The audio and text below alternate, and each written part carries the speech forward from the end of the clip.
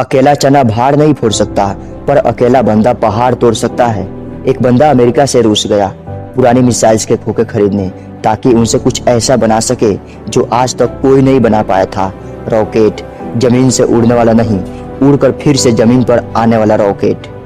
ऐसा रॉकेट जो किसी ने सोचा भी नहीं होगा कि पॉसिबल होगा।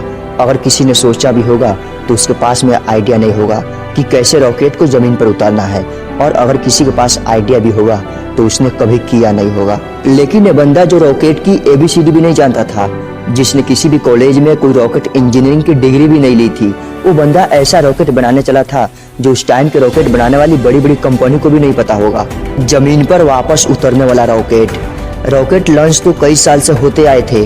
कोई रॉकेट को जमीन पर लैंड करके तू दिखाए तो उसे बोलेंगे रियल दुनिया का रियल हीरो। इस बंदे से रूस वालों ने आवश्यकता से ज्यादा पैसे मांगे। यहाँ तक कि कहा जाता है कि रूस में इस बंदे की मीटिंग हुई थी, वहाँ उस मीटिंग में उस बंदे का बहुत मजाक उड़ाया गया था। यहाँ तक कि ये भी कहा जाता है कि उसके मुंह पर थूका भी गया था, और इनको कहा गया कि तेरे पास तो पैसे है नहीं, और आ गया मिसाइल खरीदने। ये बंदा बिना डील पूरी किए वापस अपने कंट्री आ गया और उसी दिन से किताब उठा ली इस सवाल के जवाब में कि मैं क्यों नहीं बना सकता रॉकेट। मैं ऐसा रॉकेट बनाऊंगा जो बहुत ही कम खर्चे में अंतरिक्ष में जा सके, और इसके बाद ऐसा रॉकेट बनाऊंगा जो लॉन्च के साथ साथ जमीन पर वापस भी आ सके। बंदे ने एक के बाद एक किताब पढ़ डाली और शुरू कर दिया अपना पहला प्रोजेक्ट। सन 2006 पहले लॉन्च के 27 सेकंड के अंदर ही लॉन्च के बाद रॉकेट वापस जमीन पर आकर गिर गया, और ये गिरना ऐसा भी था उस रॉकेट के टुकड़े टुकड़े हो गए। प्रोजेक्ट फेल हो गया। ये बंदा 4 साल से इस प्रोजेक्ट पर काम कर रहा था। 2002 से उसने काम शुरू किया था। 2006 में उसका पहला प्रोजेक्ट फेल हो गया और पैसों का बहुत ज्यादा नुकसान हुआ। बंदे ने फिर सवाल ढूंढने की कोशिश की, यार कहाँ कमी रह गई, रॉकेट लॉन्च क्यों नहीं हो पाया। 1 साल बाद फिर से रॉकेट लॉन्च किया, फिर से वही हुआ, मिशन फेल, रॉकेट क्रैश, पैसों का भारी नुकसान। फिर 1 साल बाद तीसरी कोशिश की, फिर वही हुआ, मिशन फेल, रॉकेट क्रैश, पैसों का भारी नुकसान। एक के बाद एक करके इस बंदे के 3 प्रोजेक्ट फेल हो गए। अब इस बंदे के पास में ना बड़ी मुश्किल से सिर्फ 1 रॉकेट के पैसे बचे थे, या इतने से भी कम समझो। जितने अच्छे अच्छे इंजीनियर थे ना इस बंदे के पास, वो सब इन्हें छोड़कर चले गए। लेकिन इस बंदे में इतना जुनून था, इतना होमवर्क इसने कर लिया था, इसने सोचा कि एक बार और ट्राई करते हैं। लेकिन इनके पास पैसे नहीं थे कि अच्छे इंजीनियर को हायर कर सके, और ये बेकार इंजीनियर को रखना भी नहीं चाहते थे। तो इसने डिसाइड किया कि जब मैंने इतनी पढ़ाई कर रखी है तो क्यों ना इस बार प्रोजेक्ट का चीफ इंजीनियर मैं ही बन जाऊं। वो बंदा खुद चीफ इंजीनियर था, जिसने रॉकेट साइंस से कोई डिग्री नहीं ले रखी थी। अजीब सी बात थी और बड़ी रिस्की काम था, और पैसों का पहले ही भारी नुकसान हो चुका था। लेकिन इस बंदे की हिम्मत का नुकसान कोई नहीं कर पाया। पूरी जान चौथी प्रोजेक्ट में लगा दी, और उसके बाद में कुछ ऐसा हुआ ना जो आज तक कोई नहीं कर पाया था। पूरी दुनिया ने एक नज़ारा देखा।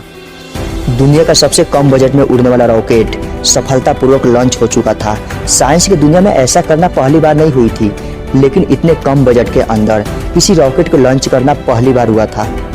ऐसा करके दिखाया उस बंदे ने जिसको कोई रॉकेट बनाना नहीं सिखाया था। इस बंदे की कंपनी को दुनिया SpaceX के नाम से जानती है, और इसके रॉकेट में इतनी जान है ना कि नासा ने भी अपनी कई सैटेलाइट SpaceX के जरिए अंतरिक्ष में भेज दी है। जब इस बंदे के 3 फेल लॉन्च के बाद में चौथा लॉन्च सफल हुआ ना, तो सफल होते ही नासा वालों ने कहा मुझे तुम्हारा रॉकेट चाहिए, और सक्सेसफुल लॉन्च के बाद में डील पक्की हो गई। क्योंकि इसके पहले सैटेलाइट को लॉन्च करने में नासा का बहुत खर्चा होता था। लेकिन ये बंदा यहीं पर नहीं रुकने वाला था। बोला कि अब ऐसा रॉकेट बनाऊंगा जिसको बार बार यूज किया जा सके।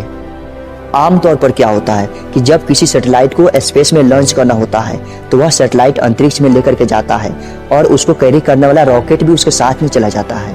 फिर आप उसको दोबारा यूज नहीं कर सकते, क्योंकि वो खत्म हो जाता है, यूज करने लायक वो बचता ही नहीं।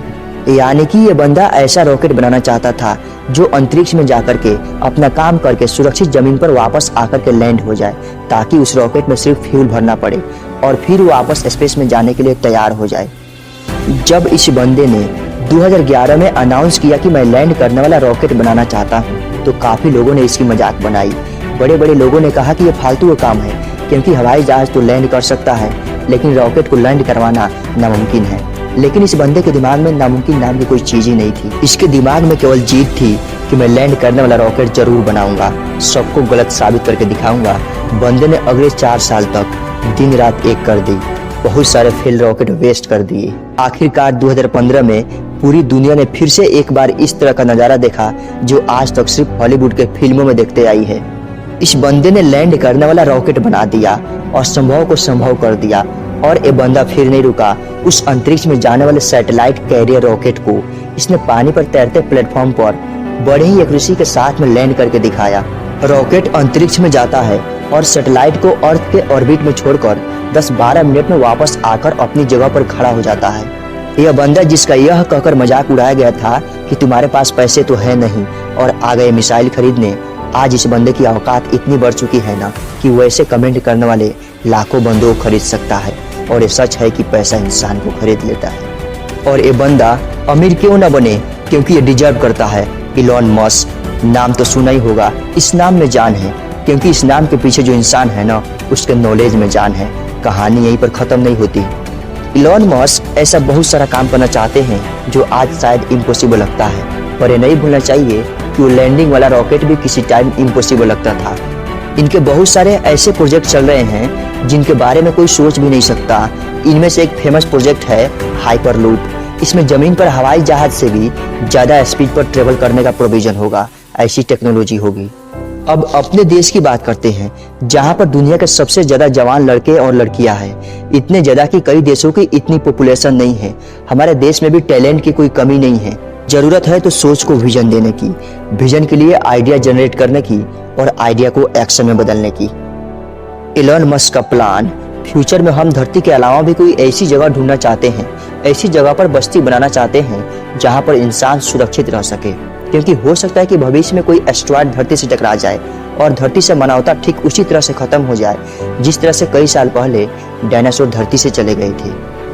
इसलिए इनके फ्यूचर के प्रोजेक्ट में एक ऐसा प्रोजेक्ट भी है कि मंगल ग्रह पर इंसानों की बस्ती बनाया जाए। इनका विजन बड़ा तगड़ा है और ऐसा विजन हमारे यूथ में होना बहुत जरूरी है। इलॉन मस्क कहते हैं कि फेल होने से नहीं डरना चाहिए, क्योंकि फेल होना भी एक ऑप्शन होता है, लेकिन काम न करना कोई ऑप्शन नहीं होता। वे खुद मानते हैं कि एक हफ्ते में लगभग 120 घंटे काम करते हैं। अगर 7 से डिवाइड करोगे तो लगभग 17 घंटे आएंगे एक दिन में निकलकर। कितने लोग तो इतना सोते होंगे। इनका कहना है कि मैं वो काम नहीं करता जो जरूरी है, मैं वही काम करता हूँ जो मुझे लगता है कि करना चाहिए। कि अच्छे स्कूल और अच्छे कॉलेज में जाने से कोई एजुकेटेड नहीं हो जाता, क्योंकि मैं भी कभी हार्वर्ड यूनिवर्सिटी में नहीं पढ़ा, फिर भी वहाँ पढ़ चुके कई टैलेंटेड स्टूडेंट और इंजीनियर मेरे अंदर काम करते हैं। इनका कहना है कि एक्स्ट्रा ऑर्डिनरी बनने का हर इंसान के पास एक मौका होता है। इनका ये भी कहना है कि अगर आप फेल नहीं हो रहे हैं तो इसका मतलब आप लाइफ में कुछ कर ही नहीं रहे हैं। इंसान तब ज्यादा बेहतर कर पाता है जब उसको पता होता है कि उसको क्या करना चाहिए।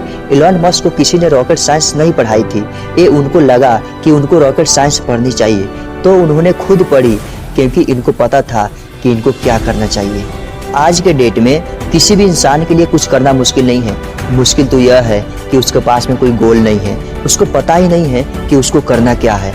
गोल सेट ना करना सबसे बड़ा प्रॉब्लम है, फेल होना कोई प्रॉब्लम नहीं है। इलॉन मस्क का मानना है कि नॉइज से ध्यान हटाकर सिग्नल की तरफ ध्यान देना चाहिए। उनका मानना है कि प्रॉब्लम कोई प्रॉब्लम नहीं होती, प्रॉब्लम का सोल्यूशन ढूंढना एक प्रॉब्लम है। शब्दों में थोड़ा सा फेर बदल करने से पूरा वाक्य का अर्थ बदल जाता है और माइंड में थोड़ा सा विजन आपकी पूरी जिंदगी बदल सकती है। अगर आपके लाइफ में कोई प्रॉब्लम नहीं है ना, तो प्रॉब्लम क्रिएट करो खुद के लिए, और वो कैसे करोगे? एक बड़ा लक्ष्य निर्धारित करके। उम्मीद करता हूँ ये वीडियो आपको पसंद आई होगी। Thanks for watching.